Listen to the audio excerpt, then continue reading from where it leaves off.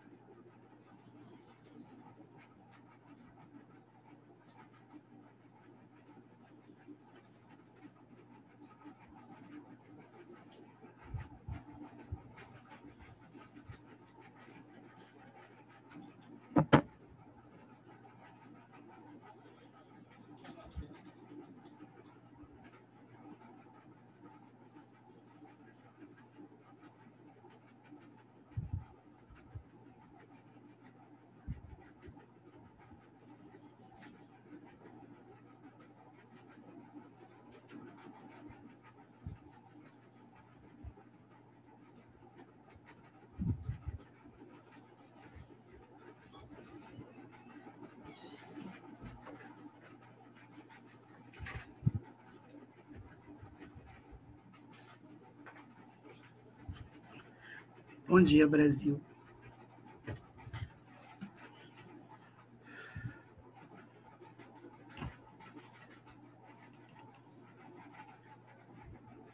Gente, olha só, nós ainda estamos no eixo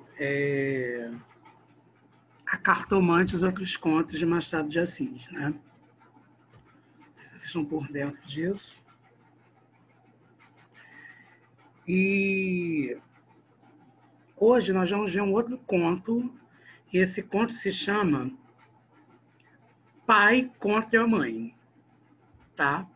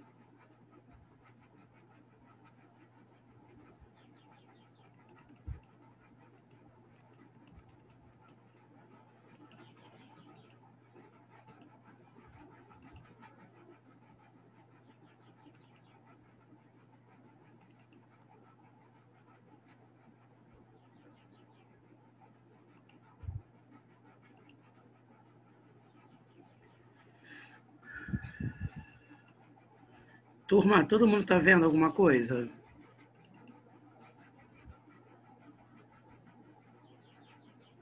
Sim. Então, olha só, o conto é O Pai contra a Mãe, né? Machado de Assis, de novo. Nós estamos estudando Machado de Assis. Então, olha só, os dois traços típicos do Machado de Assis, né? Primeiro, gente, a ironia, né? Ele é extremamente irônico. Então, isso vocês coloquem na cabecinha de vocês. Que uma das características do Machado de Assis é a ironia, figura de linguagem presente. A articulação entre enredo e as reflexões que ele aciona. Ele interrompe a narrativa e começa a conversar com o leitor, fazendo com que nós tenhamos uma confusão, que estabeleça uma comunicação no ato da leitura. Se é a personagem que está falando ou se é o Machado de Assis, se é o próprio Machado de Assis. Isso é algo atípico, onde faz com que Machado de Assis seja um dos grandes gênios da literatura brasileira. E aí, turma, nós vamos ver algumas coisas, né, que fala nesse conto. Por exemplo, a gargalheira, né? É um instrumento de suplício de escravos, né? Então, aqui no caso, a semicírculo era colocado em torno do pescoço do escravo que se queria punir. Nós vamos ver esse tipo de coisa no conto, nós vamos encontrar. Então, olha só, as pessoas falam que ele não fala muito da escravidão, mas ele fala sim. Então, nós vimos a causa secreta, que foi a aula passada. Na aula retrasada, nós vimos a cartomante. Nós estamos no terceiro conto dessa coletânea A Cartomante e Outros Contos.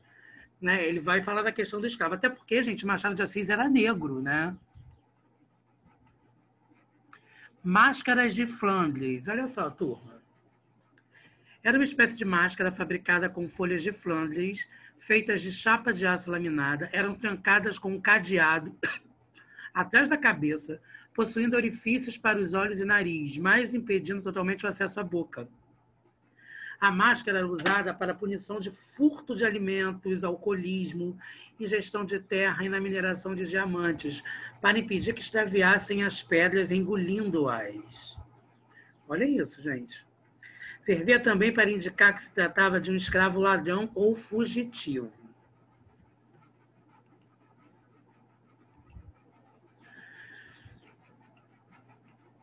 A máscara fazia perder o vício da embriaguez aos escravos, por lhes tapar a boca. Estão entendendo? Então, se o escravo bebesse muito, escondido, né?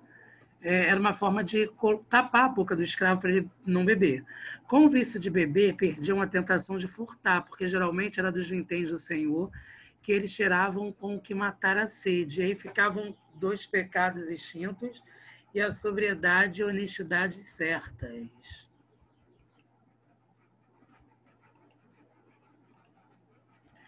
Era grotesca, não é grotesca não, era grotesca, tá, gente? Tal máscara, mas a ordem social e humana nem sempre se alcança sem o grotesco e alguma vez o cruel. Valongo, né? Era onde se localizava o mercado dos escravos. Por quê? Porque vocês irão ver que no texto, né, existe o Cândido Neves, né, que ele, na verdade, ele trabalha com essa coisa de pegar escravo fugido, escravo fujão, entregar para o dono. Gratificar-se-á generosamente. Isso aqui é mesóclise, ó. Nós vamos usar isso na aula de gramática. Gratificar-se-á. Escravo fugido. Estão vendo, gente? Atenção, Gilberto Freire, escravo dos anúncios dos jornais brasileiros. Então, vinha nos jornais, gente. O escravo fugido, quando o escravo fugia, os senhores colocavam nos jornais. Então, tipo essa coisa de recompensa, e tinha gente que só trabalhava com isso, de recuperar escravo e entregar o escravo fujão para o dono. E ganhavam para isso, né? Olha isso aqui, gente, isso aqui é muito interessante. Existe a roda dos enjeitados ou roda dos expostos. Já ouviram falar disso alguma vez, nono ano? O que acontece? Consistia no mecanismo utilizado para abandonar os recém-nascidos. Olha isso, gente. Que ficavam ao cuidado de instituições de caridade. Ou seja, a pessoa não tinha como cuidar da criança, aí colocava a criança, o bebê, né, recém-nascido, na roda dos enjeitados. Pesado, né, turma?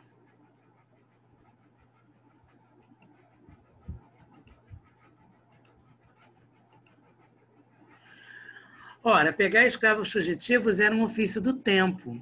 Ninguém se metia em tal ofício por desfatio ou estudo, a pobreza, a inaptidão para outros trabalhos. Para salvar a vida do filho, Cândido tem que entregar os donos à mulata Arminda, que acaba por abortar. Na oposição entre eles, temos as mesmas razões de luta que a família. Para a satisfação de um dos lados, é preciso que o outro sofra. Seria Cândido e a mulata vítimas do mesmo sistema, o escravismo? Olha isso, gente. Ele vai recuperar uma escrava, entregar uma escrava para o dono, e a escrava, ela está grávida. E ele quer ele tem que recuperar a escrava. Olha que situação. Ele tem que entregar a escrava para o dono para poder ganhar um dinheiro para cuidar do próprio filho.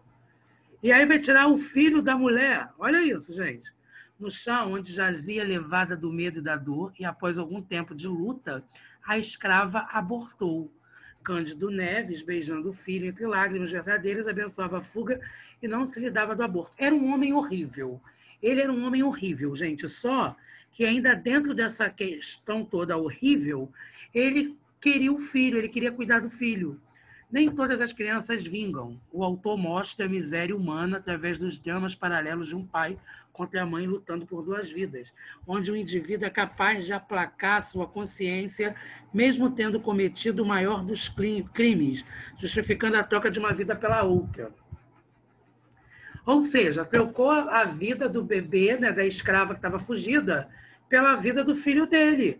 Nem todas as crianças vingam. Já ouviram essa expressão, gente?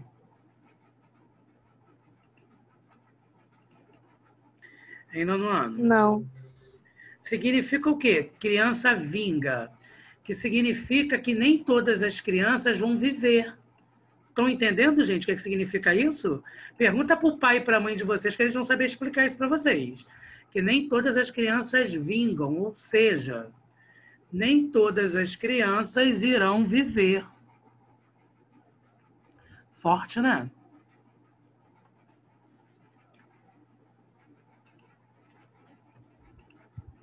Gente, eu estou achando que vocês estão participando muito pouco das minhas aulas, sabia?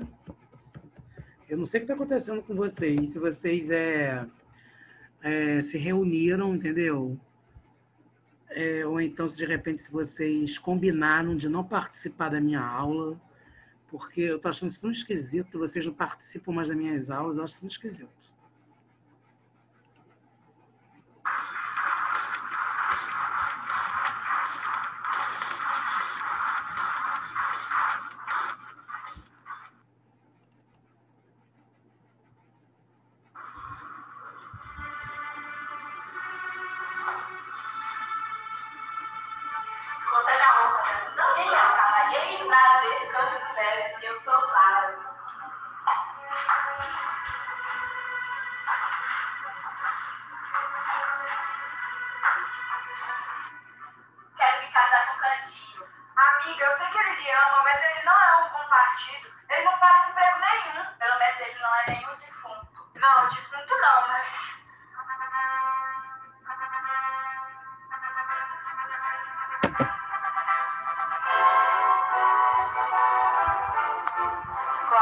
Aceita Cândido Neves como seu esposo? Sim. Cândido, aceita Clara como sua esposa? Sim. Vos declaro marido e mulher.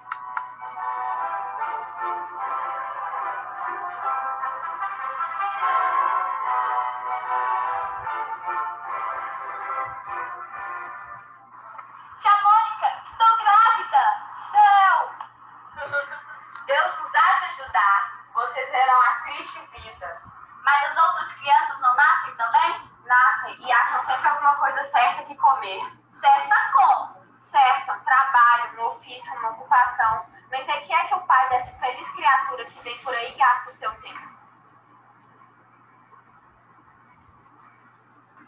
Algum dia deixou de comer? Sei, mas somos 3, seremos 4. Não é a mesma coisa. Quer que eu faça além do que faço? Não fique zangado. Não digo que seja vadio. Mas essa profissão de caçar escravos fugidos não rende muito dinheiro. Deus não me abandona. E preto fugido, sabe, comigo não se brinca.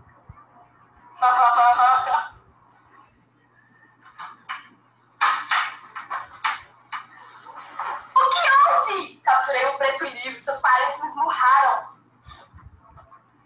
Vamos ter que entregar a criança à roda dos rejeitados. Não, tia Mônica, isso nunca. Titia não fala por mal, Candinho. Por bem ou por mal, é o melhor que vocês podem fazer. Quem é? Sou eu. Ei, não é preciso, faz favor. Não posso mais esperar o pagamento do aluguel. 5 dias ou rua. Não conseguiu o dinheiro. Seremos despejados hoje e não temos para onde ir. Consegui um aposento prestado na casa de uma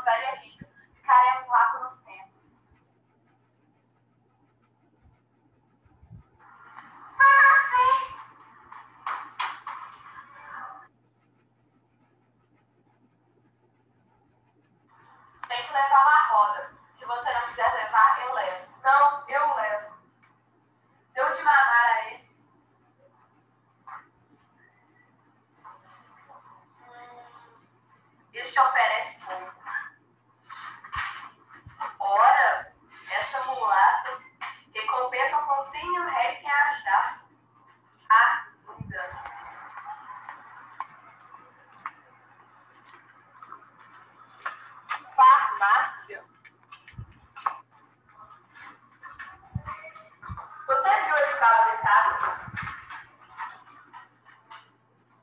Vivi há 3 dias e vendi uma onça de drogas.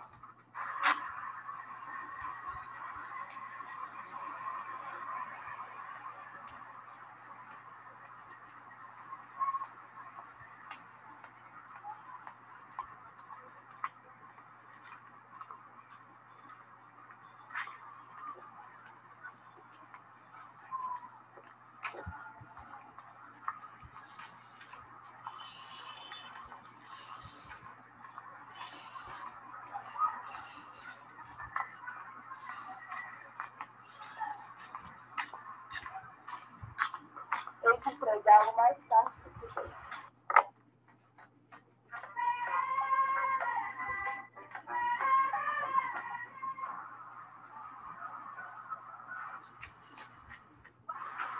Quase para minha esposa buscar o sem falar.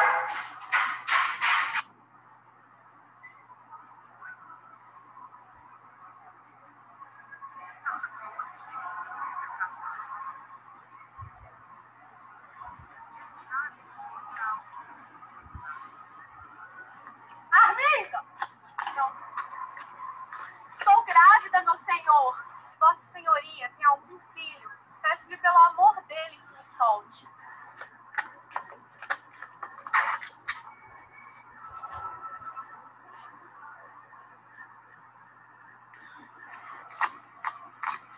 Eu serei sua escrava. Vou servi-lo pelo tempo que quiser. Me solte, por favor, meu senhor moço. Siga! Me solte! Não quero namoro, me siga! Meu senhor é muito mau, ele vai me castigar! Você que tem culpa. Quem lhe mandou fazer filhos e o que fiz depois?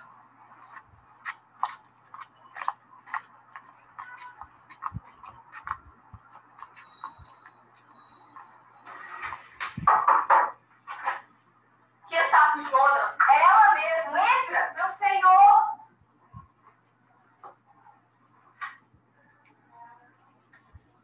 Aqui está, senhor. Obrigado.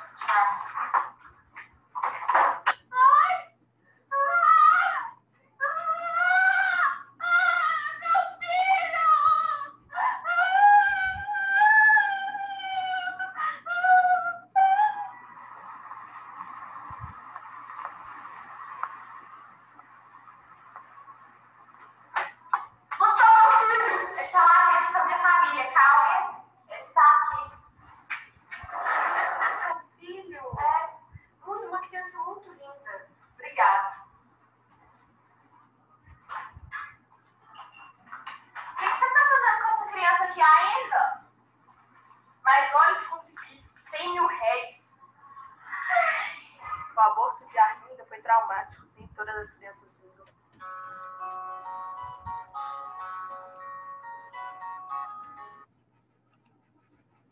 Turma, vocês estão vendo que eu falei sobre a expressão nem todas as crianças vingam, né? Ou seja, isso foi um trabalho escolar que um grupo de alunos fizeram do 9º ano.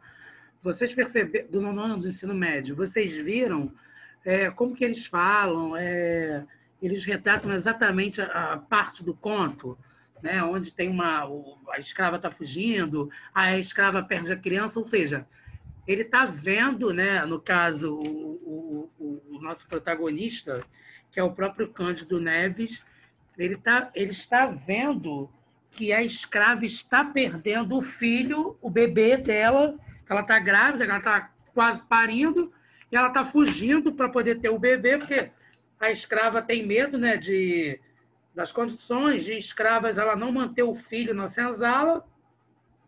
E o que ele faz? O próprio protagonista, ele pega para poder fazer com que o filho dele vingue, ele faça com que o filho da escrava não vingue. Entenderam mais ou menos como que é? Ainda no ano, porque agora vocês não falam mais nada, vocês não participam mais. Entendi, Tá. professor. Deixa eu ver aqui. Alguma dúvida até aqui? Hein?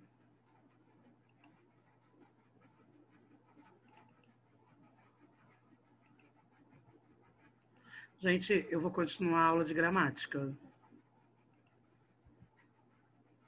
Então, literatura todo mundo já entendeu, né? O que eu quis falar aqui, né?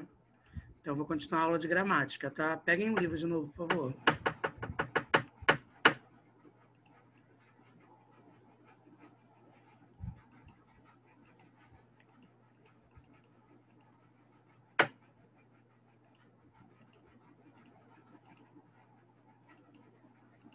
Dezoito minutos de aula, não posso perder isso, não.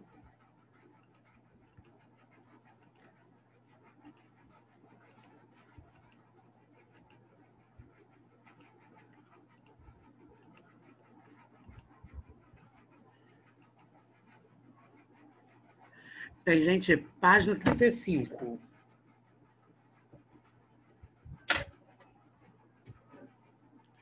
Nós vamos falar sobre colocação pronominal.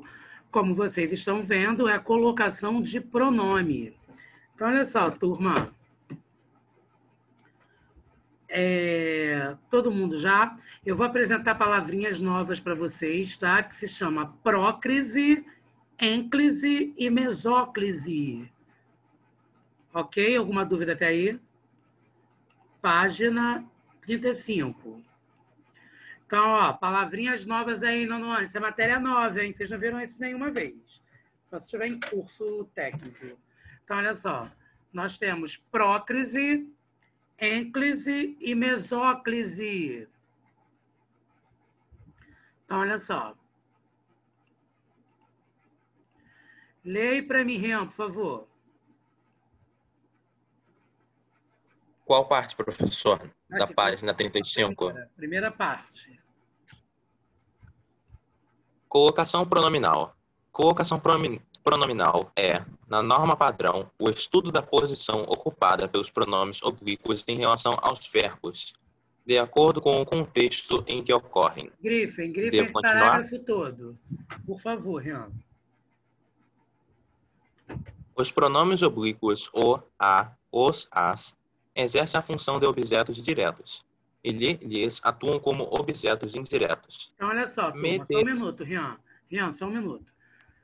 Quando eu tenho o pronome o, a, os, as, sempre serão objetos diretos. Olha só.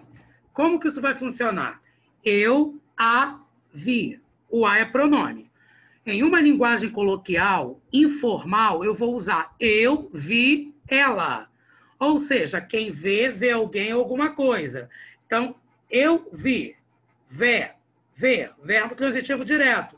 Então, eu a vi. O a vai ser objeto direto. Dentro de um discurso formal, eu usarei eu a vi. Dentro de um discurso informal, coloquial, eu vi ela. Por que eu estou usando esses dois contextos?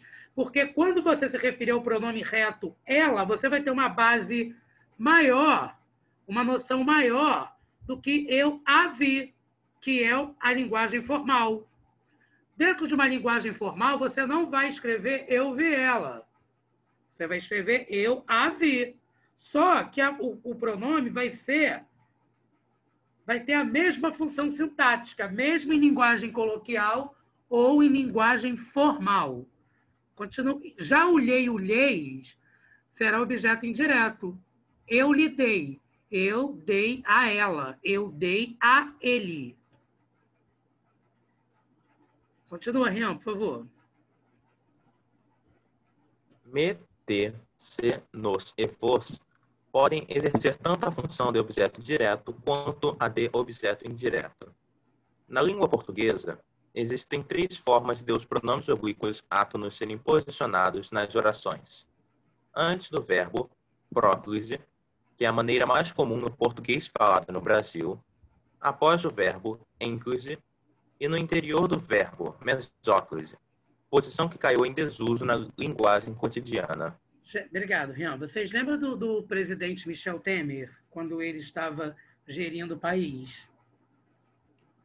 Ele usava mesóclise, gente. Ajudarei. A mesóclise sempre vai ser usada no futuro. Ou no futuro do presente ou no futuro do pretérito. Mesóclise, no meio. Ó, ajudarei. Você divide o verbo. Ajudar-te-ei. Ó, calma aí. Ai, meu Deus, o que eu fiz aqui, gente?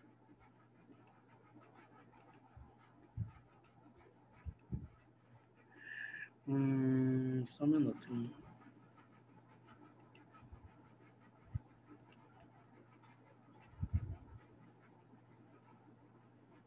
Gente, o que vocês estão falando? De dúvida?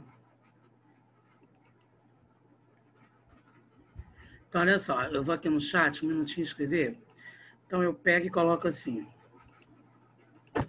No futuro. Ajudarei. Barra. Ajudaria. Aí, gente, como é que eu vou colocar? Ajudar.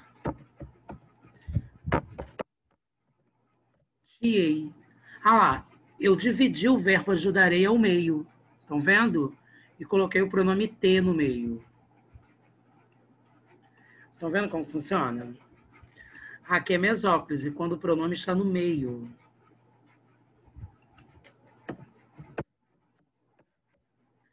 Agora, outro exemplo. Ajudar-te-ia. Ajudarei é futuro do presente e ajudaria é futuro do pretérito. Sempre quando eu tiver os dois futuros, eu vou usar mesóclise. Ó. Chamo-me.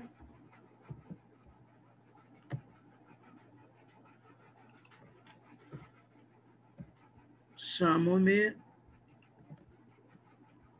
Ronaldo. Ó, o me está após o verbo. Estão vendo? O pronome me está após o verbo chamar. Então, aqui no caso, eu tenho um exemplo de ênclise. Então, no caso aqui, eu tenho ênclise.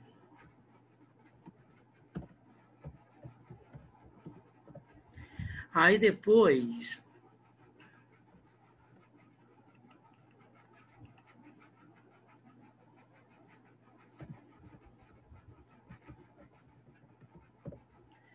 eu vou colocar assim, turma. Eu te ajudo. O te é o pronome.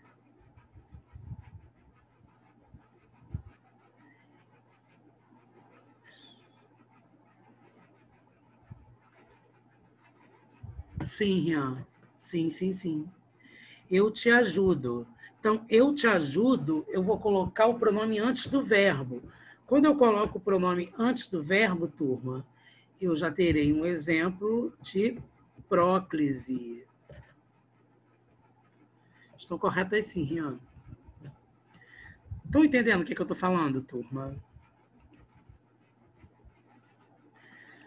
Então, aqui no caso... regras de colocação pronominal. Quem pode ler aqui para mim, Luísa?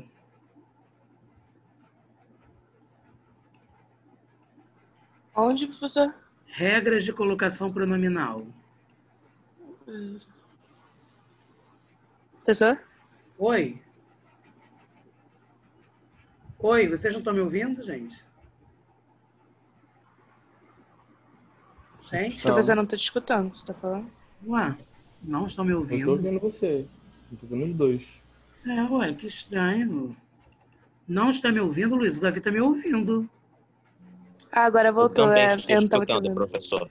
Mas é para ler o próclise? Sim, por favor. Obrigado, Rian. Vai, Luísa, por favor, próclise. Minha internet está ruim, eu não estou conseguindo te ouvir. Escolhe outra pessoa.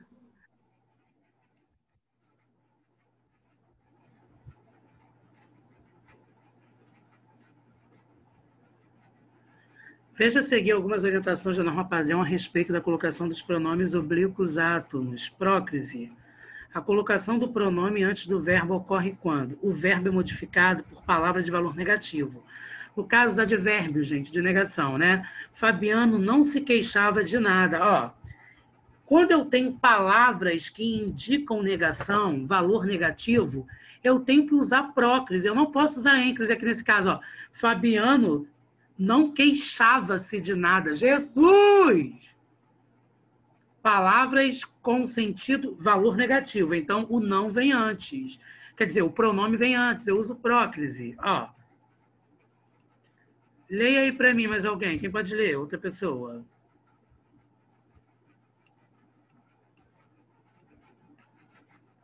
A oração se inicia por pronome relativo ou interrogativo. Exemplo. Daquela vigilância a que a tinham habituado. Gente, eu não vou falar. Daquela vigilância a que tinham-na habituado. Meu Deus. Eu já vi isso, tá? As pessoas, elas não têm domínio disso. Elas escrevem de qualquer jeito. Fomos à cidade onde nos conhecemos. Fomos à cidade onde conhecemos-nos. Não pode, gente. Onde nos conhecemos. Quando eu tenho um pronome relativo, eu tenho que usar próclise. Quem lhe disse isso? Imaginem essa construção. Quem disse-lhe isso? Não. Não é aceitável pela gramática. O verbo está conjugado e pertence a uma oração subordinada. Quando se propôs o debate, estávamos de acordo. Aí, Rian. Gente, essa nunca. Quando propôs o debate, sei que te devo explicações. Sei que devo-te explicações. Não, gente, isso aqui foi a minha aula na faculdade. No último período de letras, para eu poder tirar uma nota, né? Foi um sorteio. Eu tive que dar aula de colocação pronominal. Na faculdade. Eu lembro bem dessa parte aqui, gente. A minha professora me fazendo várias perguntas, eu respondendo, ela, seu vocabulário está extremamente exagerado para o público que você vai dar aula. Você está achando que está dando aula para a faculdade? Vocês acreditam que ela me falou isso? Eu fiquei chateado, tá? Porque eu falei assim, o professor de português tem que falar como, gente? Ela não gostou, não. Com raiva de mim.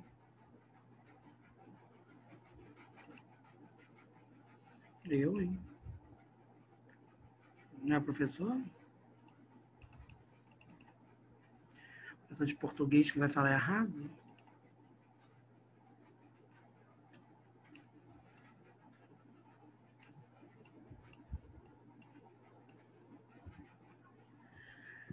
Agora, gente, a oração se inicia por pronome indefinido ou pelo demonstrativo isso. Ó. Isso me lembra, todos se comoveram, isso, isto ou aquilo, né? Pronome demonstrativo, próclise. O verbo é modificado diretamente, sem pausa na escrita e na fala, por advérbio ou locução adverbial. Aqui se fazem deliciosas pizzas, né? De vez em quando nos vemos. Sempre as vejo na saída, quando for com locução adverbial, sem pausa na escrita, sem vírgula, né? Porque se você colocasse vírgula, aqui fazem-se, né? De vez em quando vemo-nos, se tivesse colocado a vírgula.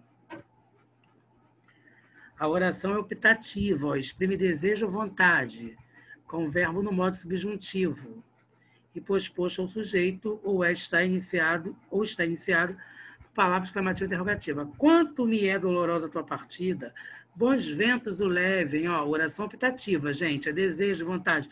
Deus o guarde, Deus esteja... Não. Quem te ofereceu ajuda, sempre que está tendo algum desejo, alguma vontade, também vai ter necessidade de próclise. Agora nós vamos à ênclise. Ó. O emprego dos pronomes após o verbo se dá quando? O verbo inicia o período. Contou-nos, eu já falei agora há pouco do chamo-me, Ronaldo, né? Então, ok. O verbo está no imperativo afirmativo. Chame-os imediatamente. Então, você está dando ordem para alguém, né? Precisa da ênclise também. A ênclise é o pronome após o verbo. O verbo está no gerúndio e inicia a oração. Os fãs recebiam o cantor acenando-lhe alegremente. Aí, ó, acenando. NDO, terminando no gerúndio. Então, quando estiver no gerúndio ou iniciando uma oração, ênclise. O verbo está no infinitivo impessoal, em geral. Para animá-la, eles contavam histórias engraçadas. A mesóclise é no meio, né, gente? Ó, realizar-se-á. Já falei do futuro do pretérito, ou no futuro do presente. Aí na página 37, na mesóclise, vão lá embaixo, tá assim, ó, a mesóclise ocorre apenas com verbos no futuro do presente, no futuro do pretérito indicativo. Grifem para mim, por favor, isso.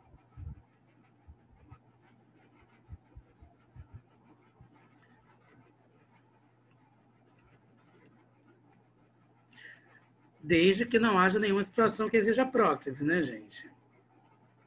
Porque, exemplo, a mesóclise agora está em desuso, né? A gente não usa mais. Colocação de pronome nas locuções verbais. Em caso de locução adverbial formada por auxiliar mais verbo no infinitivo ou no gerúndio, né?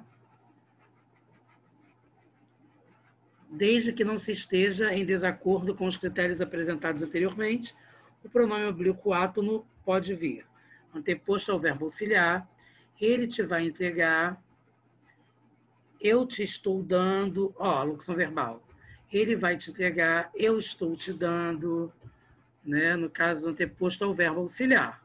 No caso, o estou e o vai é o verbo auxiliar. Posposto ao verbo auxiliar com ele vai te entregar. Posposto ao verbo. Posposto ao verbo principal, ele vai entregar-te. Então, aqui em locução, né? Ele me tinha entregado as encomendas, no caso anteposto, ao verbo auxiliar, que no caso é o verbo ter. Posposto ao verbo auxiliar com tinha me entregado. Anteposto ao verbo no particípio. Particípio, tinha me entregado. Gente, eu posso colocar para casa a página 39.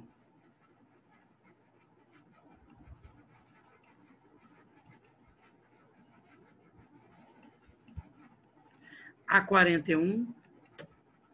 Eu nunca passo trabalho de casa, né, no ano. Então tá.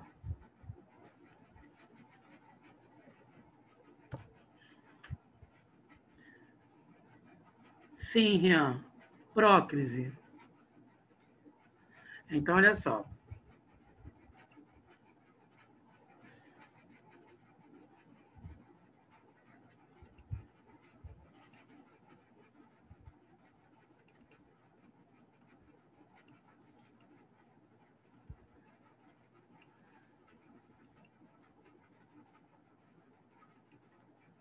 Gente, vê se vocês fazem meu trabalho de casa, tá? Porque vocês nunca fazem meu trabalho de casa. Alguém sabe o que aconteceu com a Fazano, gente? Ah, é Rian. Que bom. Fazano não, é com a Praxedes.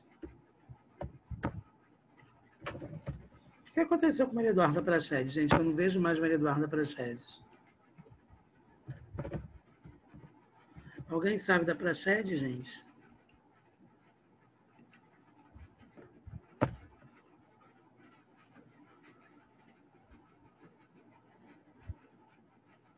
Ela não fala com vocês no WhatsApp, não?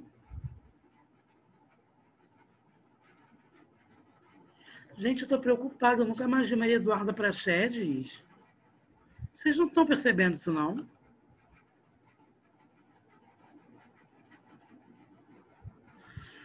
Gente, então vocês, por gentileza, façam os exercícios. Faz tempo que eu não falo com ela. Fazendo, eu vou falar com ela, mas eu nem sei.